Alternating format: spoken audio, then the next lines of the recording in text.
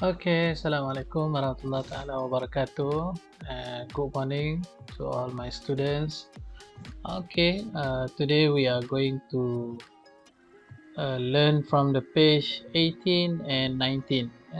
Hari ini kita akan belajar daripada muka surat 18 dan 19.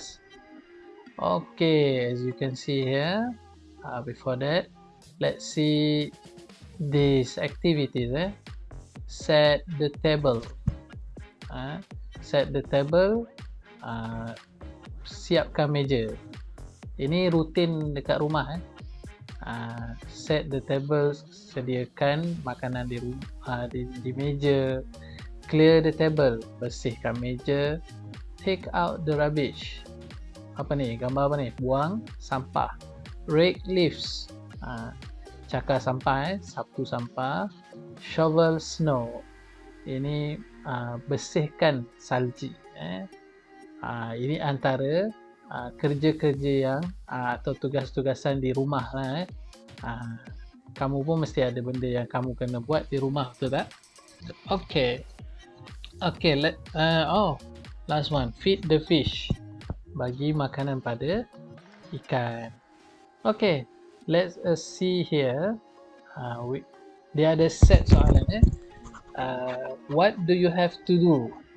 Soalan dia, apa yang kamu perlu buat? Apa yang kamu perlu buat? What do you have to do? Dia ada have to. Have to ni maksudnya perlu, mesti, macam tu. What do you have to do? Apa yang mesti kamu buat? Apa yang perlu kamu buat? Jadi dia jawab kat sini, I have to. Mesti jawab I have, mesti ada have to balik lah. I have to rake leaves. Saya kena sapu daun. Kalau tak perlu, I don't have to shovel snow.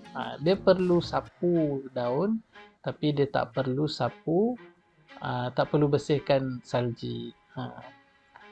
Ini soalan ni, what do you have to do? Apa yang kamu perlu? Yang ini pula soalan dia, what do they have to do? Apa tu? Ini apa yang mereka pula? Mereka perlu. Have to juga. Pun ada have to. They have to set the table. Mereka perlu sediakan makanan di meja. Kalau don't have, they don't have to clear the table. Dia tak perlu bersihkan meja. So ideanya kita belajar tentang have to ni. Kalau kita nak tanya apa yang kamu kena buat di rumah, kita guna ayat macam ni. Guna have to. Okay. Let's proceed with the articles that we have here. Okay. Hi, I'm Beth. I always help at home. Hi, saya Beth. Saya selalu, ni Beth saya selalu tolong di rumah, membantu di rumah. Every morning I have to make my bed and feed the fish. Setiap pagi saya kena kemas katil dan bagi makan ikan. In the evening, pada petang, I have to take out the rubbish. Saya kena buang sampah. Picture number 2. I'm Wadida. Saya Wadida. I always help my mom in the kitchen. Saya selalu tolong mak saya di dapur. But I never cook. Tapi saya tak pernah masak. Mana dia tolong tapi tak pernah masak lah. Dia tolong-tolong potong ke apa kan. Kita tengok apa dia tolong. I have to set the table before dinner and clear the table after dinner. Saya kena sediakan meja sebelum makan malam dan kemas meja selepas makan malam. I also do the washing up. Saya juga ada buat membasuh. Tak kira basuh pinggan, basuh cawan semualah. Okay. Picture number 3. I'm Mark. Saya Mark. At home, I have to do jobs in the garden. Dekat rumah saya kena, saya perlu buat kerja di garden, di taman, di taman. In the autumn, pada musim salji, pada musim bunga, I have to rake leaves. Saya kena sapu daun. In the winters, pada waktu salji, I have to shovel snow. Saya kena bersihkan salji. Saya kena dia kalau di sana salji tu dia shovel, maksudnya dia bersihkan salji tu. Okay, dia korek salji tu. It's very cold. Sejuk sangat, but it's fun. Tapi sangat menyeronokkan. So setiap orang, kamu sendiri termasuk pun, kena ada benda yang kita buat di rumah lah ya, mesti membantu di rumah. Tengok sini, value here, apa yang kita perlu belajar daripada cerita di atas. Help out with the housework. Tolong dengan kerja-kerja di rumah. Jangan biar mak dan ayah buat, kita tengok aja. Tak, kena banyak tolong. Okay, so for the activities today, first you have to write down, salin balik table yang ada, kan? Table yang ada dalam dalam buku teks.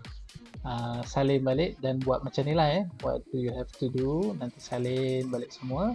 And then for exercise 2, we will answer this question. Okay, activity 2, read again and write B for Beth, W for Wadida, and M for Mark. Okay, let us see here.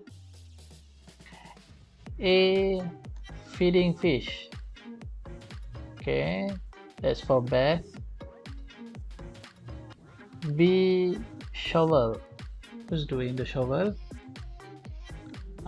See, shovel is Mark. M. So C, what is that? Set the table. Set the table. C, set the table. Okay, that's Wadida. W, so you put W here, or you can write down the name also again.